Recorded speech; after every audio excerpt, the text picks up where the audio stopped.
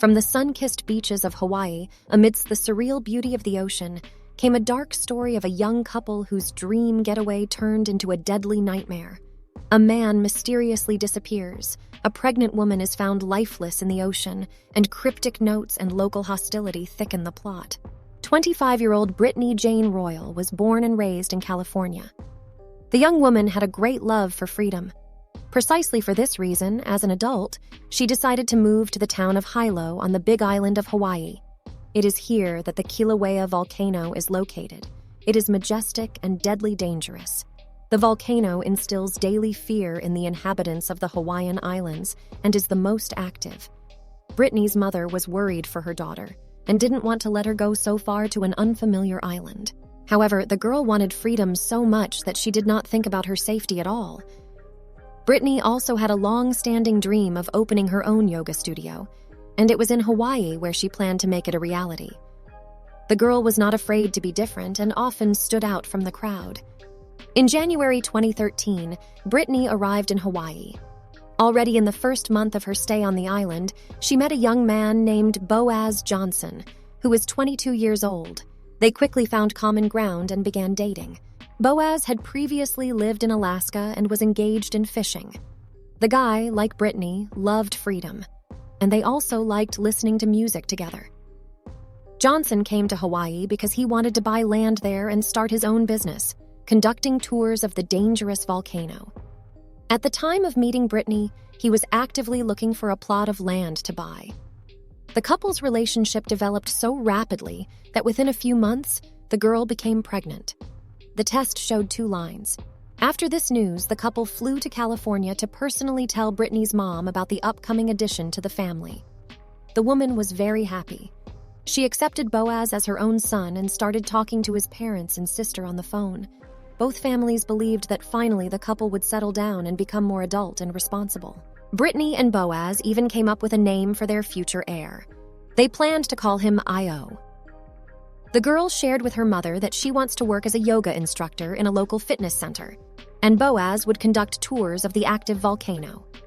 The couple returned from California back to Hawaii, but this time they decided to settle not in a dormitory where they previously lived, but to pitch a tent right on the ocean shore and enjoy complete freedom. They chose a cozy spot in Kalapana and spent about 3 weeks there until one morning something terrible happened. On May 28, 2013, around 6 a.m., one of the local guides, Gate, went with a tourist on a sea trip in the ocean. As the two of them passed a fisherman on a boat, they noticed that he had caught something big. The find shocked everyone. It was the body of a young woman. The fisherman did not want to have any relation to this, so he threw the body back into the water and quickly sailed away without leaving a phone number or even a name. Gate called the local police. The woman's body was still in the water, and while they waited with the tourist for the rescue helicopter, a quite large shark swam up to the victim and tried to attack the already dead woman. The men scared off the shark with a stick, afraid that it would attack the body and destroy any possible evidence. The rescue helicopter arrived about 40 minutes after the call. The police pulled the body out of the water. It was a slender young woman with short dark hair and a tattoo on her lower back.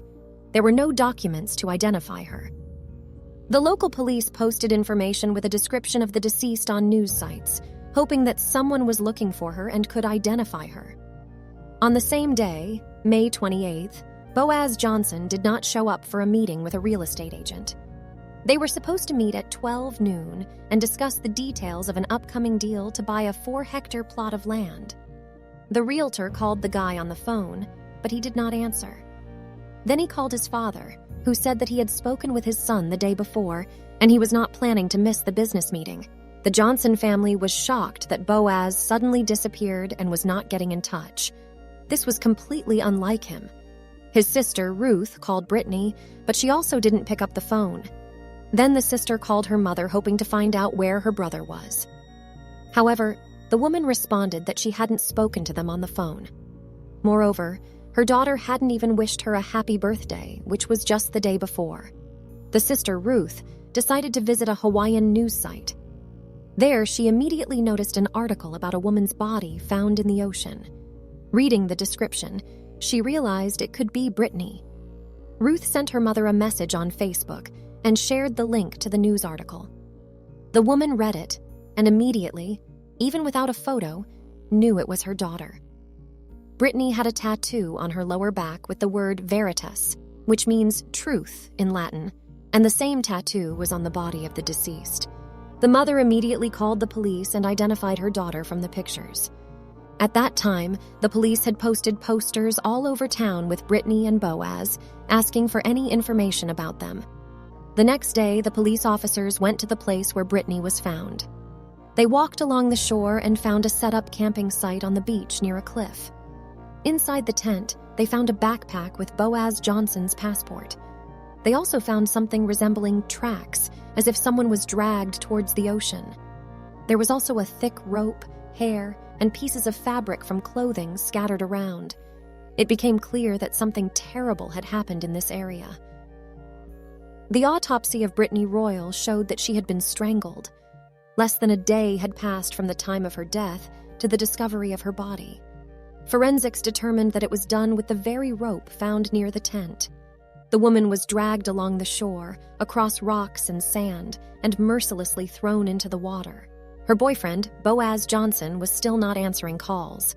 The police immediately assumed that he had brutally killed his girlfriend and fled.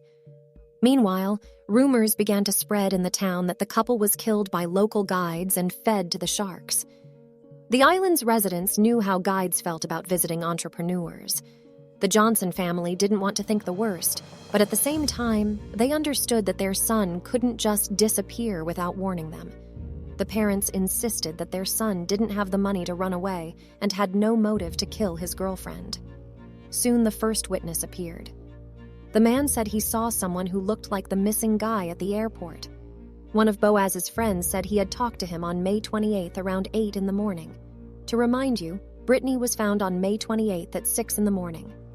Boaz talked to him as usual and said that he and his beloved were having a good time by the ocean. The manager of one of the local dormitories reported seeing a man resembling Boaz Johnson. He said that this person checked in 2 weeks after the woman's death. However, he used a pseudonym when he checked in, introducing himself as Jeffrey Allen. Boaz's sister, Ruth, admitted that local guides were hostile towards them. Initially, when they both came to the island and started organizing tours for tourists to watch the lava, a local guide came to them several times and threatened them. He accused them of stealing money and said that they were interfering with his livelihood. One of the visitors also complained about threats from local residents. He also admitted that they had once attacked and beaten him. The family of the missing Boaz posted a message online and shared it across all social networks.